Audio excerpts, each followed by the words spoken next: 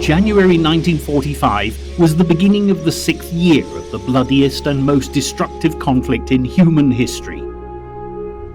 In Europe, the heady mood of optimism of winning the war by Christmas, which the British and Americans had believed a distinct possibility in September 1944, had melted away in the face of fierce German resistance. The progress of the armies commanded by General Dwight D. Eisenhower, Supreme Allied Commander in Europe, had been badly affected by supply difficulties and the onset of a bitter winter, and although the Allies had convinced themselves that a conclusive victory was now within their grasp, the race for Berlin would still take some winning.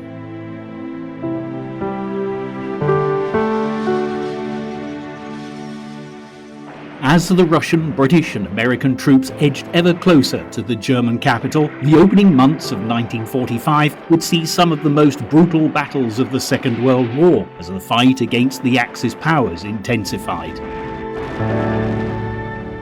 This was equally true out in the Pacific too, as the struggle to overcome the Imperial Japanese Army continued. The Allied forces prepared for an attack on mainland Japan. On a global scale, there was a growing sense of hope that the war would soon be over.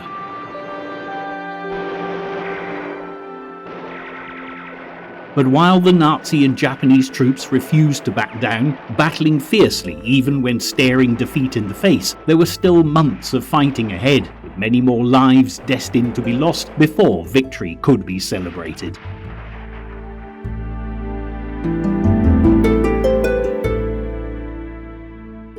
Also, with thoughts turning towards rebuilding Europe in the post-war era, the cracks really began to show between the three major Allied powers, as the democratic principles of America and Great Britain were at direct odds with Russia and the brutal communist regime of Joseph Stalin. The race for Berlin was now not only about defeating Adolf Hitler, but also key to the division of territory in the aftermath of the conflict. But for now, there was still a lot of ground to be covered before the war could be won. As the new year of 1945 dawned, in Europe, all eyes were focused on the Battle of the Bulge that was still raging. 2 weeks before, on December 16th, a quiet, thinly held sector of the American front line on the Belgian-German frontier had suddenly been torn apart by a massive Nazi offensive. The hills and woods of the Ardennes, the scene of Germany's Great Blitzkrieg offensive of May 1940, once more reverberated to the crash of artillery and the squeal of panzer tracks as Adolf Hitler's last desperate gamble in the West began.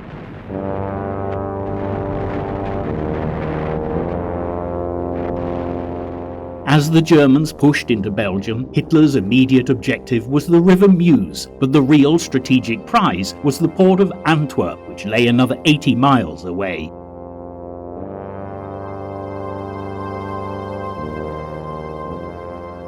The loss of this vital supply centre would have spelt catastrophe for Eisenhower's armies, but there was also a more sinister edge to the campaign, as Hitler aimed to encircle the US troops and destroy them.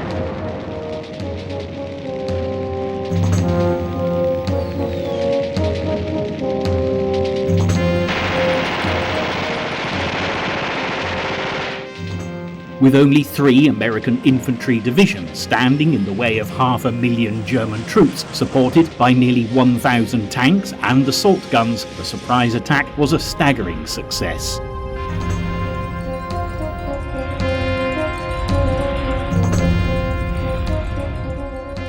Despite US troops fiercely resisting the Nazi onslaught, after 7 days of fighting, Operation Watch on the Rhine quite literally punched a bulge in the American front line, which was 50 miles wide and 40 miles deep. Therefore, the Battle of the Bulge was so named, but as the days passed and Allied reinforcements poured in to defend the area, Hitler soon discovered that despite taking an early advantage, he had underestimated the strength of the enemy.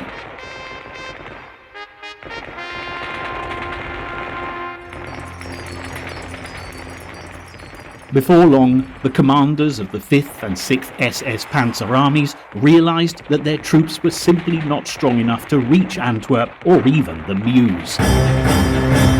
With fuel running low and Allied bombers pounding their supply routes, the advance of the 6th SS Panzer Army was stalled, and by Christmas Day, the offensive in the Ardennes had run out of steam.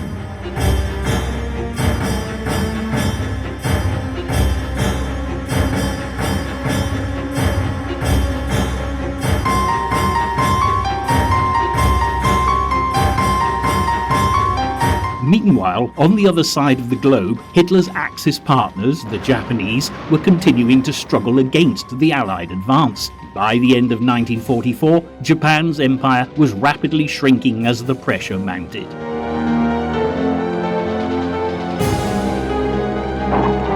In northern Burma, a British Imperial Army led by General Bill Slim, supported by American air power, had instigated an offensive to recover the entire country.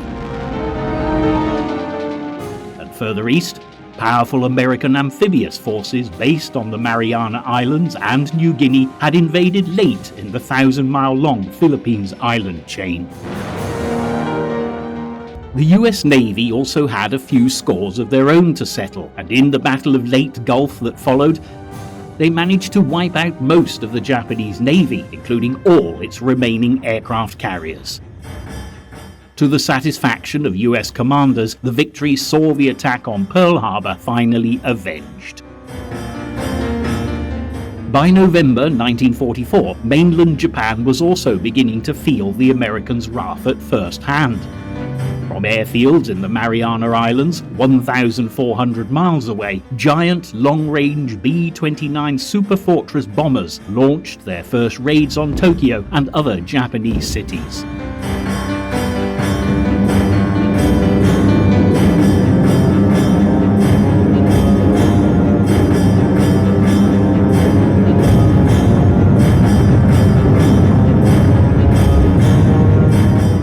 The next stage in the Pacific Campaign was underway, and planning now began for a full assault on the Japanese mainland, as preparations were made to invade the islands of Iwo Jima and Okinawa. And while the Americans were pleased with their progress in the Pacific, far away in Moscow, Soviet dictator Joseph Stalin was also feeling very satisfied with the way the war was going. While the British and the Americans were battling to keep Hitler's panzers at bay in the Ardennes, the Red Army was busy building up its reserves for a massive new offensive in central Poland.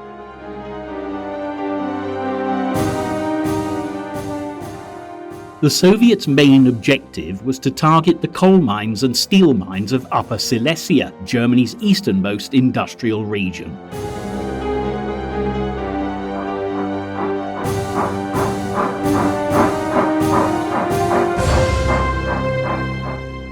However, sensing final victory in the air, Stalin had his sights set on Berlin, and the way things were going, the Red Army would get there months ahead of the British and the Americans.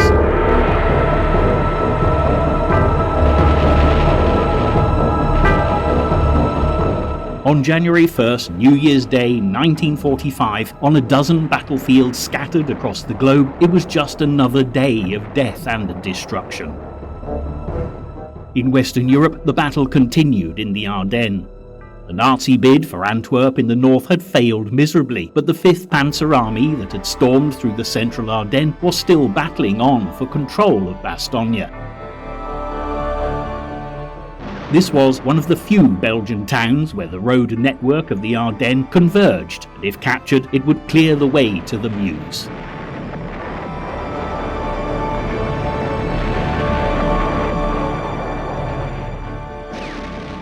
Unfortunately for the Nazis, the Americans defending the town belonged to the 101st Airborne Division, who were very possibly the finest soldiers in the entire United States Army.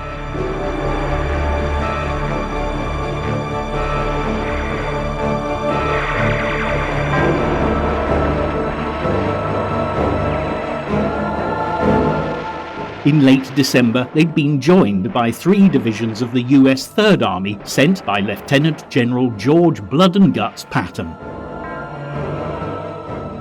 Spurred on by the flamboyant army commander who ordered them to drive like hell, tanks and motorized infantry succeeded in breaking through the 5th Panzer Army's lines, and between Christmas and New Year, Bastogne had been wrestled from the Germans.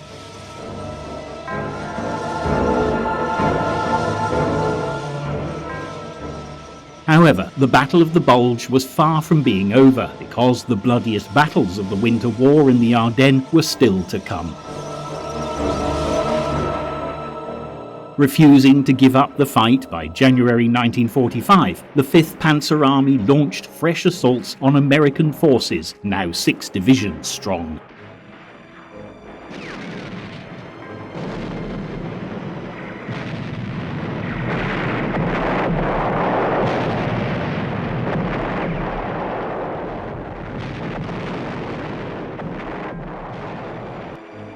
Hitler also had further plans that he hoped would shatter the Allied defences, and at mid-morning on New Year's Day, hundreds of Luftwaffe fighter bombers roared low over Belgium and the southern Netherlands.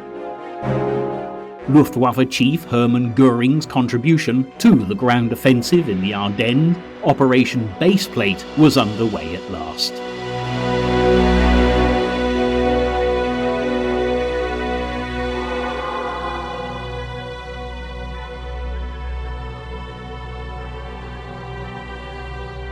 Streaking low over the countryside, the attackers sprayed airfields with gunfire and bombs, and within hours 465 British and American aircraft had been destroyed or badly damaged.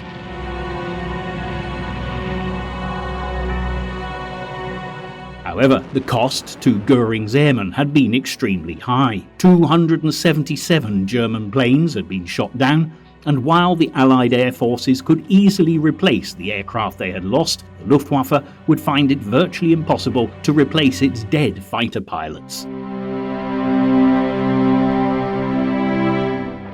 It was without doubt a busy New Year's Day for the Nazis, because fierce fighting also erupted along the Allied front line between the River Saar and Switzerland as Operation North Wind, Hitler's latest and in fact his last offensive in the West, began.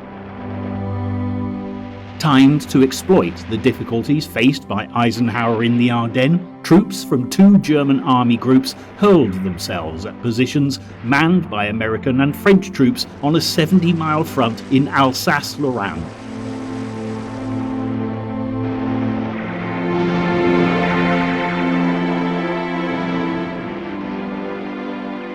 However, unlike the surprise Ardennes offensive, this time the Allies were prepared, and although the Germans succeeded in gaining some ground, they did not achieve their objective.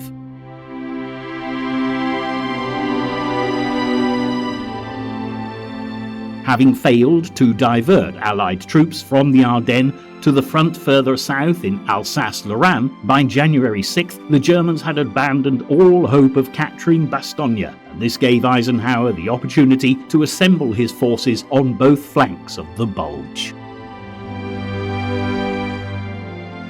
In the north, American and British troops were under the command of Field Marshal Montgomery with the 21st Army Group, and in the south, the 3rd US Army was under Patton's command. Ordered by Eisenhower to launch a converging attack on the Germans in the Bulge, their immediate objective was the crossroads town of Houffalize.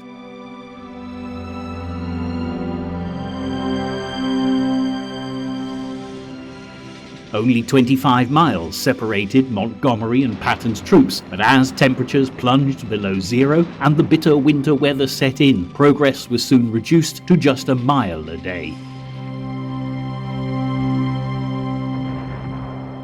Frozen roads slowed up tanks and motorized units, engine oil froze up, and infantrymen discovered that their rifles and machine guns wouldn't work. There were also the added risks of landmines planted in the snow, which were becoming another serious menace.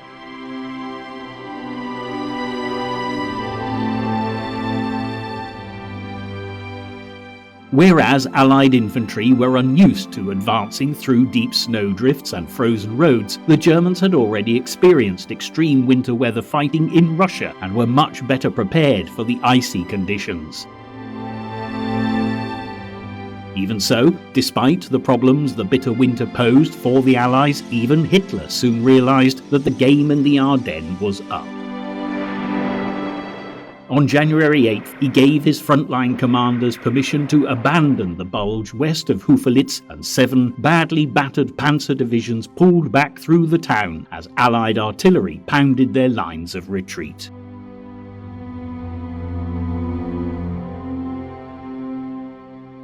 As the troops under Montgomery and Patton kept up their dogged pursuit of the retreating German forces, by January 16th they recaptured Houffalitz, and by the end of the month the Allied front line was back exactly where it had been 6 weeks earlier.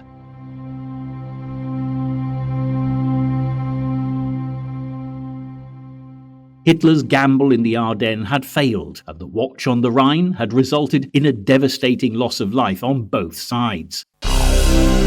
The Germans had suffered 91,000 casualties, and although the Allies had won the offensive, they'd fared little better.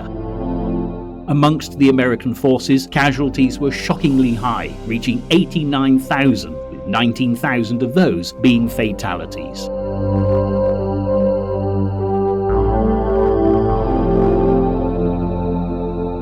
As the bodies were counted, the Battle of the Bulge emerged as the costliest American campaign of the Second World War. What's more, the engagement not only took its toll in humanitarian terms, because for the Anglo-American High Command it opened several old grievances that had been festering for some considerable time.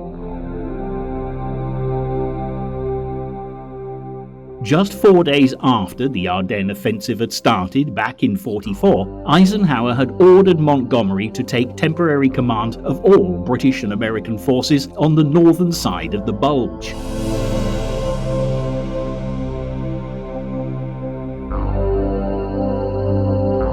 Militarily, the decision made perfect sense, because the German offensive had upset the existing American command structure, but not everyone was happy with the arrangement.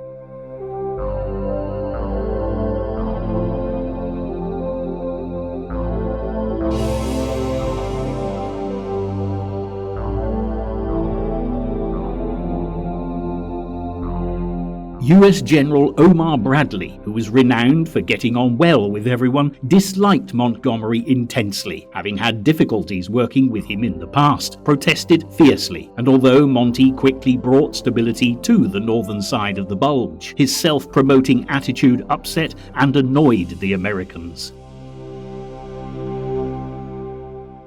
After telling the US generals that their broad front strategy was to blame for the current crisis, he went on to infuriate them even further at a press conference on January 7th by giving the impression that he alone had rescued them from disaster.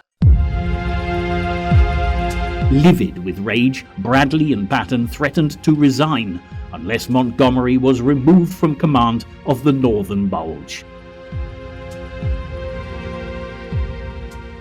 To keep the peace, Montgomery eventually apologized for his tactless remarks, which kept his position secure, but the bad feeling continued as the focus switched to the strategic direction of the campaign. The British, including Montgomery with the backing of Churchill and his military advisors, continued to argue in favour of a quick, narrow thrust aimed at the German capital, Berlin. Eisenhower, however, was not prepared to implement such a strategy, being very aware of the vast numbers of men that would be lost in the process, especially as the American troops now outnumbered the British in northwest Europe by more than 3-1.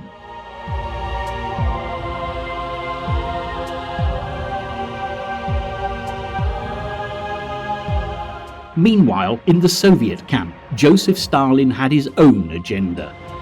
Since August 1944, powerful German forces had kept the Soviets pinned down in central Poland, 500 miles to the east of Berlin. Therefore, instead of pushing on towards the Nazi capital, Stalin had elected to invade the Balkan states in southeast Europe.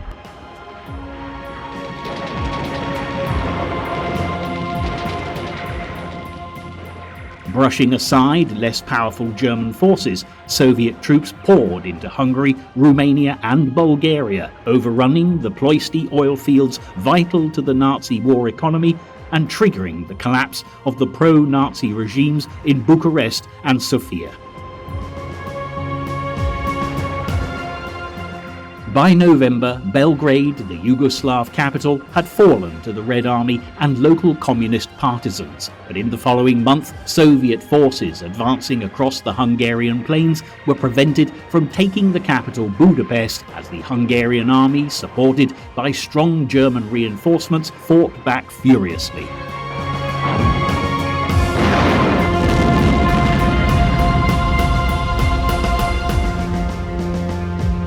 But all the while, German High Command had been watching the Red Army pour reinforcements beyond its front on the river Vistula in central Poland with growing anxiety.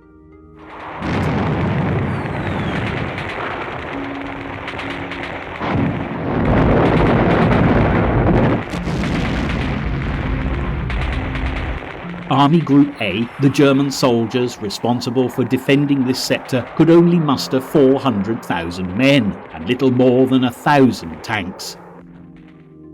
It was a desperate situation, and by late December, Army Chief of Staff Colonel General Heinz Guderian pleaded with Hitler to halt the Ardennes offensive and send more reinforcements to the Eastern Front.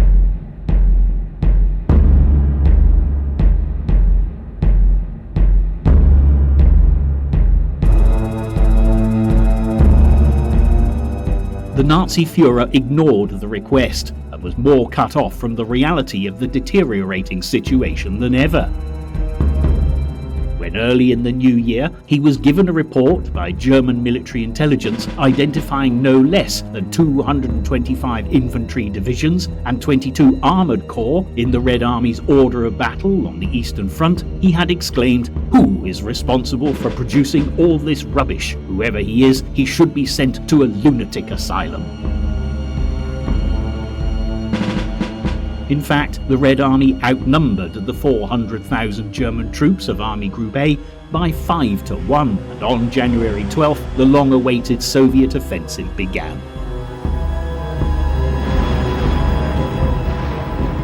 As a fierce artillery barrage shattered the calm, over the next 72 hours, 3 Soviet army groups made up of some 3 million troops, 10,000 tanks, 20,000 artillery pieces, and 7,000 aircraft burst out of their bridgeheads on the Vistula.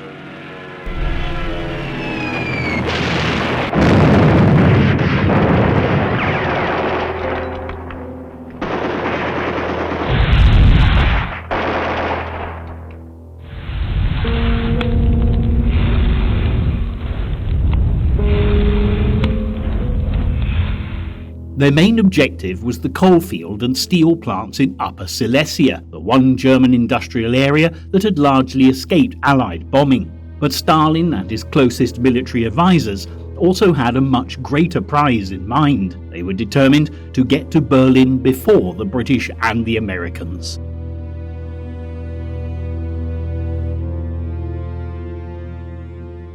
Three notorious Soviet commanders had been given the task of leading the Red Army towards the German capital and fulfilling Stalin's hopes and dreams. Marshal Konev, Marshal Rakovsky, and the Soviet Army's most famous battlefield commander, Marshal Zhukov.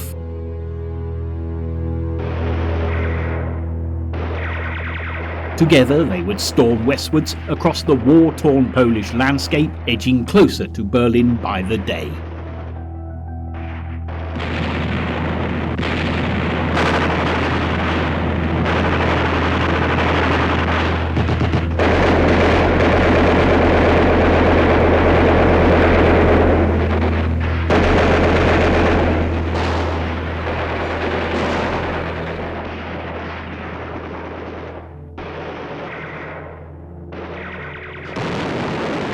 By January 17th, the ruined Polish capital Warsaw had been seized from the Nazis, and as the Red Army continued to advance, soon German civilians from all around the Reich's eastern provinces began to flee. While more territory fell, Nazi guards running labor and concentration camps also began joining the exodus to the west, and with them came hundreds of thousands of Jewish slave laborers.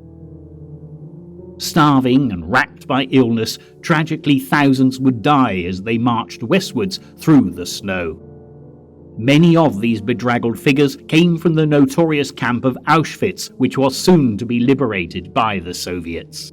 Only a few thousand prisoners remained when the Russian soldiers arrived on January 27, 1945, and as the ruins of gas chambers and crematoria were uncovered, the true extent of the unimaginable atrocities committed by the Nazis was revealed.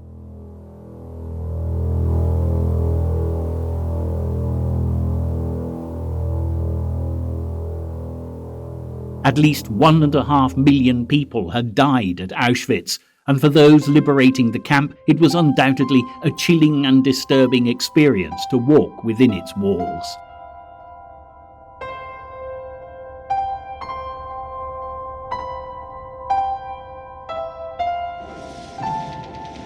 As the remorseless advance of the Soviets continued, however, Hitler's reign of terror was clearly ending.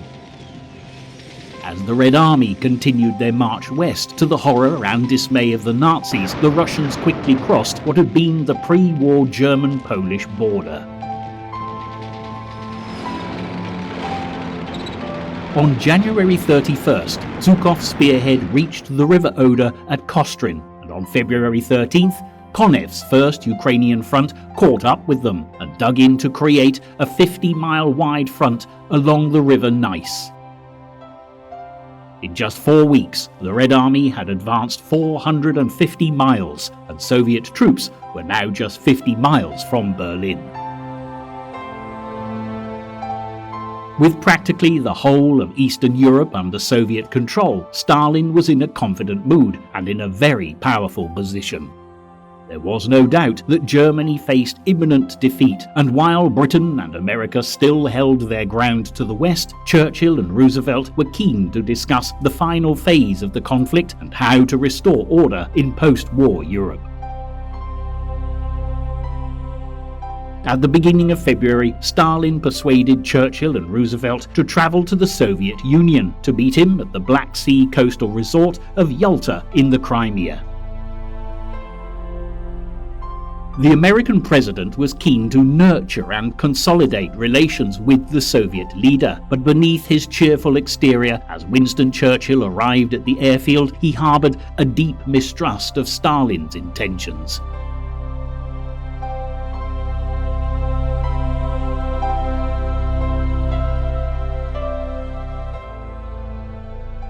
Nevertheless, there were agreements to be made, and setting aside personal opinions, on February 4th, the Big Three and their senior military and diplomatic advisors sat down at the Livadia Palace to an intense round of negotiations that would last a full 8 days. Ironically, first and foremost on the agenda was Poland, the nation Hitler had stormed into way back in 1939, forcing Britain and France to declare war on Germany. Churchill was insisting upon free and fair elections for the Poles. In fact, both he and the American president agreed that all liberated European and former Axis countries should be given the right to democratic elections. Also, of utmost importance to Roosevelt was ensuring Stalin joined the New World Order, the United Nations, and to secure his assistance in the war against Japan. The Soviet leader agreed to participate in the war against Imperial Japan 3 months after Germany had been defeated, as well as agreeing to join the United Nations. However, he asked a high price in return for his assistance in the Pacific War. For a start, Stalin wanted the recognition of Soviet interests in Mongolia and Manchuria, which were nominally part of China. He also wanted access to Port Arthur in Korea and possession of the Kuril Islands, then occupied by the Japanese. Roosevelt's military chiefs had many reservations about agreeing to such demands, but even so, their president agreed to each request.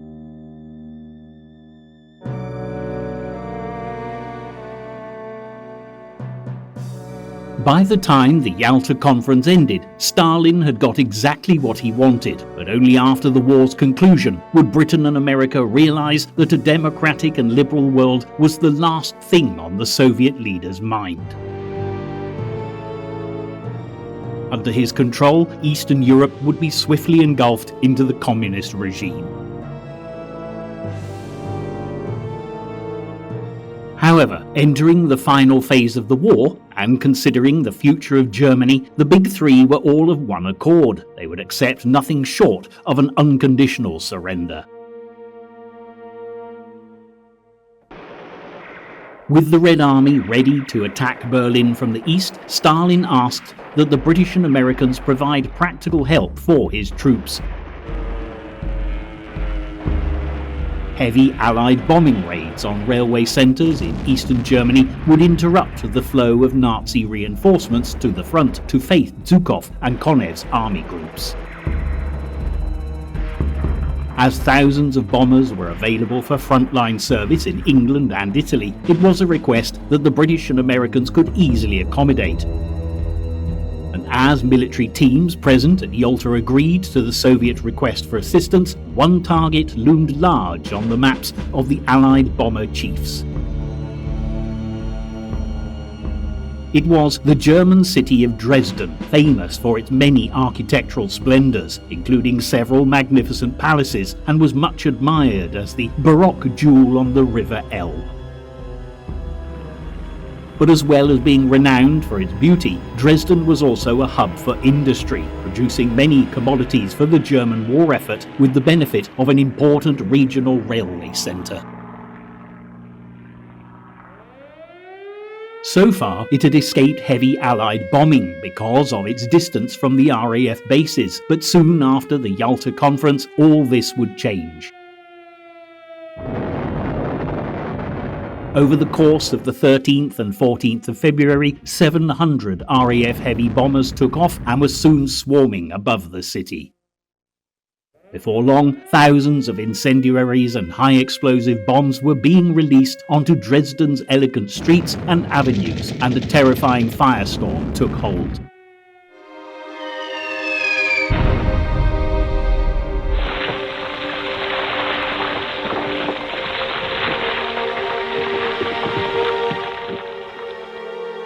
By the time the bombardment ended, the city was reduced to rubble and ruins, and thousands of people had lost their lives. According to official figures, anything from 21,000 to 35,000 people had been killed, but the railway, which the raid had aimed to cripple, was left undamaged. However, the destruction of Dresden did little to affect the outcome of the war, and the huge death toll presented Nazi propaganda chief Joseph Goebbels with a unique opportunity to embarrass RAF Bomber Command and its Chief Air Marshal Sir Arthur Harris. As the news of the loss of the city's magnificent palaces and cathedral, along with the rumours of 200,000 dead, all cleverly exaggerated by Goebbels, was circulated in neutral Swedish and Swiss newspapers, the British Foreign Office became suitably alarmed. But the devastation caused by Allied bombing raids was not confined to Europe, because far away in the Pacific, US Major General Curtis LeMay was coordinating attacks on Imperial Japan that would prove just as horrifying as the attack on Dresden.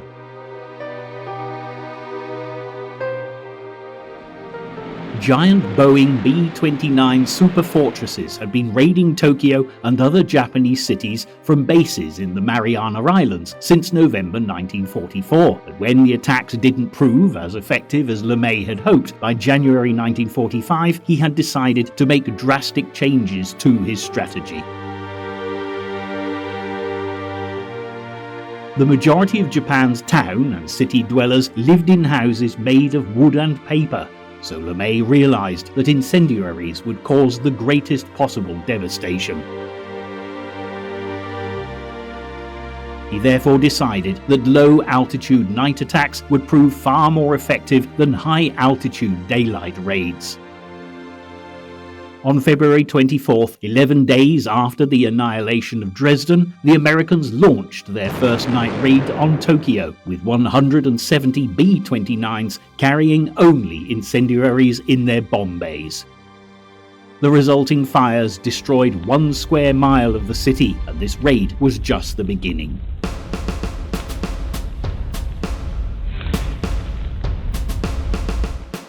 Two weeks later, on the night of March 9th, LeMay organized a much bigger attack on the Japanese capital, dispatching 325 B-29s.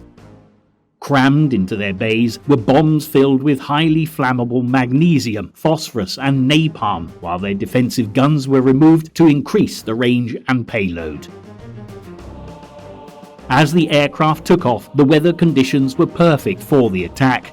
The air was dry and strong winds were blowing, which would ensure the fires spread swiftly around the city. Flying in streams ranging from 5,000 to 9,000 feet above the target to confuse artillery fire, the American bombers were soon looming above the city.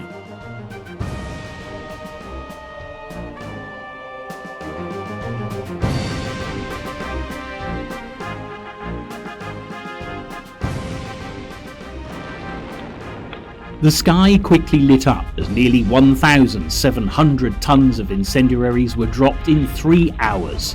As fierce winds whipped up the flames, the fire began to rapidly scythe its way through the streets lined with wooden huts.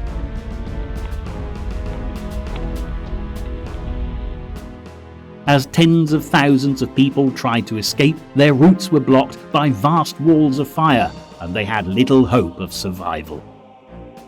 16 square miles of the city were consumed by flames, and by daybreak, the bodies, reduced to ashes, were simply scattering like sand. More than 100,000 souls had perished in the flames. It was the deadliest air raid in the whole of the Second World War and had cost US Bomber Command only 14 B-29s.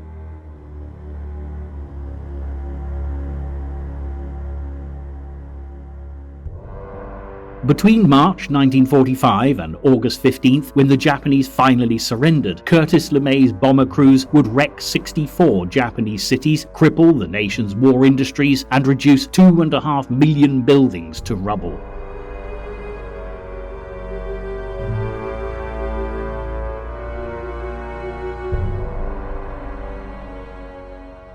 The Japanese put the civilian death toll at more than 1 million people.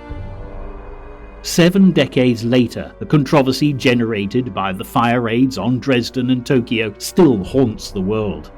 Nevertheless, at the time, advocates of area bombing, like Air Marshal Bomber Harris and Major General LeMay, justified the tactic, claiming it helped to win the war.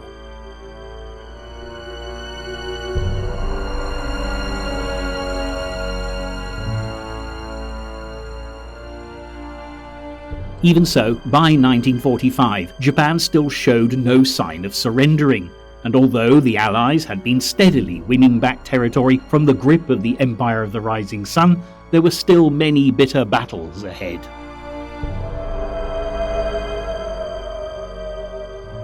While American troops continued the fight to reclaim land they'd lost to Imperial Japan at the outbreak of the Pacific War, by January 1945, General Douglas MacArthur was preparing for the next step in the recapture of the Philippines. With Leyte and Mindoro secure, the next step in the campaign to avenge the American defeat of 1942 was the invasion of Luzon, the largest island in the Philippines chain. On January 9th, 175,000 American troops belonging to Lieutenant General Walter Kruger's 6th Army landed on the south shore of Lingayen Gulf on Luzon. Defending the territory on the ground, Japan's General Yamashita understood American forces had the upper hand in firepower and mobility.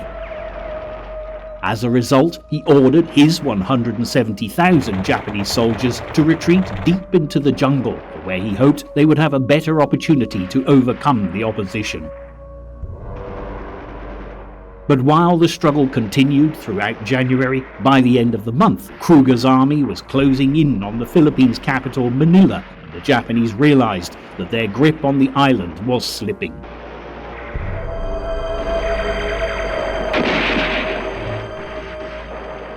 Meanwhile, secondary landings by more US amphibious forces and paratroopers had come to support Kruger's army, and by February 3rd, the first American troops had reached Manila.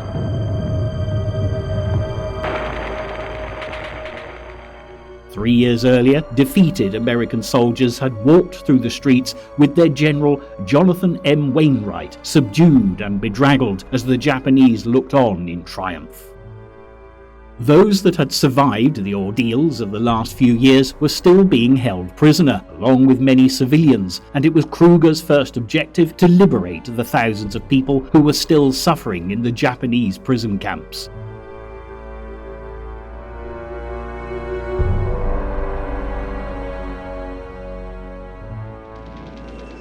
As the 1st and 8th US Cavalry Divisions and Filipino guerrillas advanced into the northern outskirts of the city, 6,000 civilian, Filipino, American and British Commonwealth citizens were discovered interned at the University of Santo Tomas, as well as 1,000 American prisoners of war in Bilibid Prison.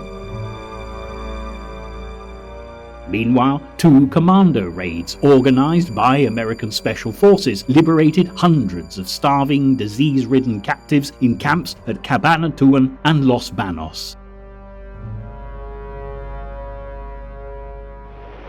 While fighting erupted all over the city, the prisoners were soon set free and evacuated to safety, as every effort was made to regain control of Manila. Ironically, just like MacArthur back in December 41, Yamashita had wanted to spare the beautiful capital of the Philippines from destruction and had ordered his troops out of the city. However, 16,000 Japanese naval troops and nearly 4,000 soldiers led by Rear Admiral Sanji Iwabuchi disobeyed his orders and reoccupied the city, as fighting quickly escalated in what has been recorded in the history books as the worst urban battle of the Pacific theatre of war.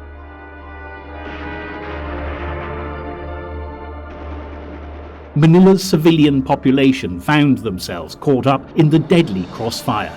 Many people were killed, with thousands shot or bayoneted as Iwabuchi's men ran amok. Filipino women and girls were hunted down, raped and murdered by the score, and as the Americans continued to bombard the city with aerial raids and tank attacks, even more lives were lost. The fighting didn't end until March 3rd, when the Japanese garrison had been entirely wiped out, by which time civilian deaths had risen to staggering proportions. But for the Americans and Filipinos alike, victory had come at a high price. There were 6,000 US casualties, with more than 1,000 fatalities, and while the city lay in ruins, the civilian death toll rose to an estimated 100,000. These were terrible times for the people of Manila, and while the Americans attempted to restore order as civilians tried to piece their shattered lives back together, the Allied plans to invade Japan continued at an even more determined pace. In fact, as the battle for Manila had been raging, a huge American amphibious invasion force, made up of the aircraft carriers, battleships, cruisers and destroyers of the 5th US Fleet, was steaming towards the island of Iwo Jima, 800 miles south of mainland Japan. Normally uninhabited, Iwo Jima was barely 4 miles long and a little over 2 miles at its widest point. Dominating its southern end was Mount Suribachi, an extinct volcano 546 feet high. The plan was to convert this pile of rock and volcanic ash into one big airstrip for General Curtis LeMay's B-29 Super Fortresses and P-51 Mustang fighter escorts. This would bring LeMay's bombers one step closer to Tokyo and assist in terrorizing Japan's cities.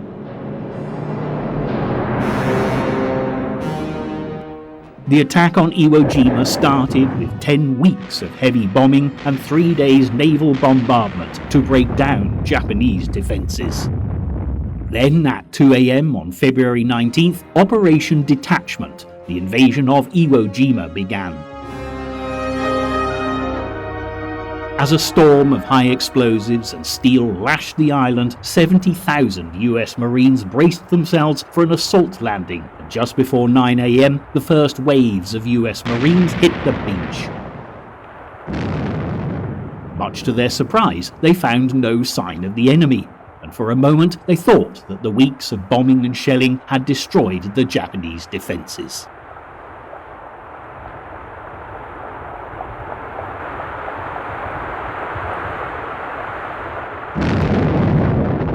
However, the reality of the situation was quite the opposite, and the massive American bombardment had left Iwo Jima's 23,000-strong garrison virtually unharmed, hidden away in an extensive complex of tunnels, bunkers, weapons pits, and gun emplacements. Suddenly, the air was filled with the thunder of the heaviest mortar and artillery fire that many of the American troops had ever seen, much of it from gun emplacements on Mount Suribachi. The scene was described by one reporter as a nightmare from hell. Nevertheless, despite the growing number of casualties, the American forces slowly edged closer towards the base of Mount Suribachi. This resulted in the containment of the Japanese troops defending the mountain, and on the 5th day of the invasion, February 23, 1945, a Marine patrol managed to reach the summit and unfurl the Stars and Stripes. A short time later, 5 US Marines and a US Navy medic raised a second and much larger American flag over Mount Suribachi, and the dramatic photograph taken of the event was soon circulating around the world.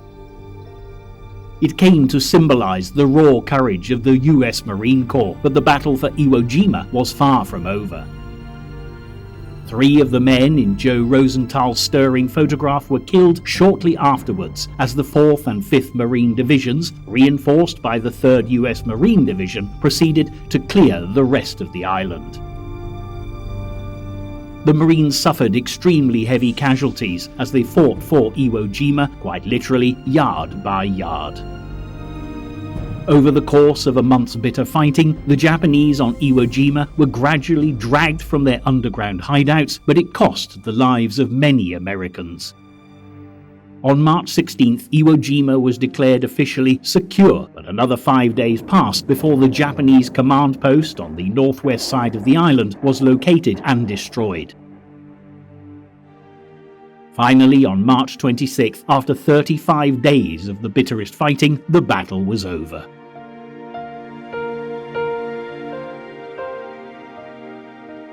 Of the island's 23,000-strong Japanese garrison, barely 1,000 had survived as prisoners of war. Although the Allies now had a base one step closer to Japan, from where Curtis LeMay could launch his terror bombing, the fighting on Iwo Jima was a grim foretaste of the ordeal that lay in store for the sailors, soldiers, and Marines assigned to the Americans' next big operation in the Pacific. In the battle against Japan, this was to be the invasion of Okinawa, and while the Marines prepared themselves for yet another battle, back in northwest Europe, the Allied armies, commanded by General Eisenhower, were ready for the endgame. Their aim was to eliminate all German forces west of the River Rhine, and in so doing, set the stage for the final drive into the heart of Nazi Germany. Field Marshal Montgomery's troops began the attack with Operation Veritable, as British and Canadian troops targeted German positions over a narrow stretch of territory between the Mar and the Lower Rhine on February 8th. Support was expected from the American Ninth Army as they launched Operation Grenade to cross the River Ruhr further south, but in response, German engineers blew up the dams that controlled the rivers in the target area, causing extensive flooding. It was clear that Operation Grenade would have to be postponed until the water level dropped. Finally, on February 23rd, Operation Grenade got underway as the 9th US Army began its assault across the River Ruhr, while General Omar Bradley's 12th US Army Group launched its own race for the River Rhine in Operation Lumberjack. On March 7th, soldiers belonging to the 9th US Armoured Division seized the Ludendorff Bridge at Remagen before its astounded German defenders had time to set the demolition charges properly. With lightning speed, General Bradley ordered the 1st US Army to rush as many troops as possible across the bridge.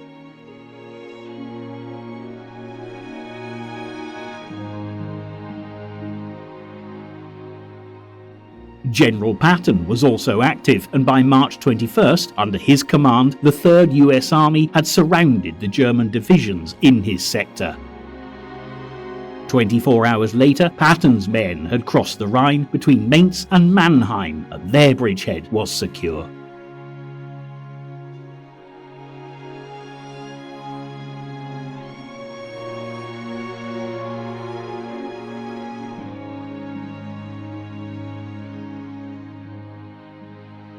In 6 weeks, the Germans had lost 290,000 troops west of the Rhine. With the Allies across the last natural major obstacle in the west, there was little the Nazis could do to prevent the British and Americans advancing all the way to Berlin. As the British Prime Minister arrived on March 24th, he crossed the Rhine and set foot on its eastern bank in a truly symbolic moment.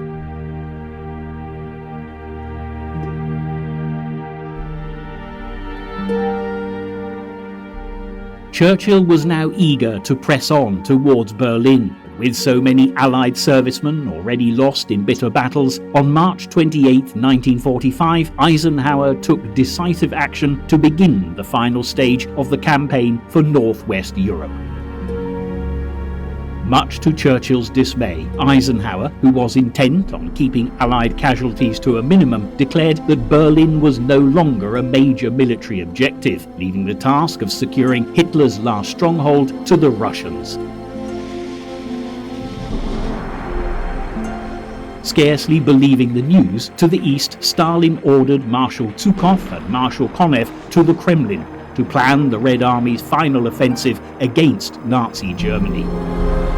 Soon the Soviets would begin their advance, and in just 2 months the European war would be over. But for now, the final countdown for Berlin had only just begun, and the most important battle of all was about to be played out.